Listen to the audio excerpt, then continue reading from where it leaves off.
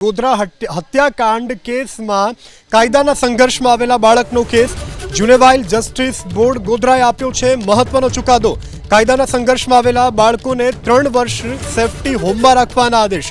કાયદાના સંઘર્ષમાં આવેલા બાળકો પૈકી 2 બાળકોને નિર્દોષ છોડવામાં આવ્યા છે। તો મહત્વના સમાચાર પ્રાપ્ત થઈ રહ્યા છે। ગોધરા ટ્રેન હત્યાકાંડના કેસમાં કાયદાના સંઘર્ષમાં આવેલા બાળકનો આ કેસ જુવેનાઇલ જસ્ટિસ બોર્ડ ગોધરાએ મહત્વનો ચુકાદો આપ્યો છે। કાયદાના સંઘર્ષમાં આવેલા બાળકોને 3 વર્ષ સેફટી હોમમાં રાખવાના આદેશ આપવામાં આવ્યા છે।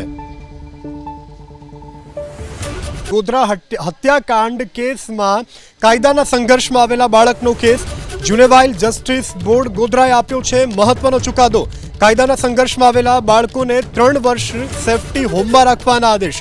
કાયદાના સંઘર્ષમાં આવેલા બાળકો પૈકી 2 બાળકોને નિર્દોષ છોડવામાં આવ્યા છે। તો મહત્વના સમાચાર પ્રાપ્ત થઈ રહ્યા છે। ગોધરા ટ્રેન હત્યાકાંડના કેસમાં કાયદાના સંઘર્ષમાં આવેલા બાળકનો આ કેસ જુવેનાઇલ જસ્ટિસ બોર્ડ ગોધરાએ મહત્વનો ચુકાદો આપ્યો છે। કાયદાના સંઘર્ષમાં આવેલા બાળકોને 3 વર્ષ સેફટી હોમમાં રાખવાના આદેશ આપવામાં આવ્યા છે।